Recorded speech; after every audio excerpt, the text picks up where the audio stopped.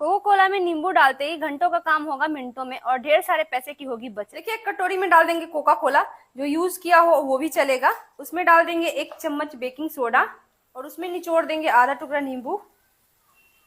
अब इसमें ऐड कर देंगे थोड़ा सा विम लिक्विड जेल और इसको अच्छे तरीके से मिक्स कर देंगे। उसके बाद बॉटल में भर दिया है इसको। ढक्कन में देखिए एक छेद कर लिया हमने। तो देखिए हमारा एक पावरफुल क्लीनर बनके तैयार हो गया है।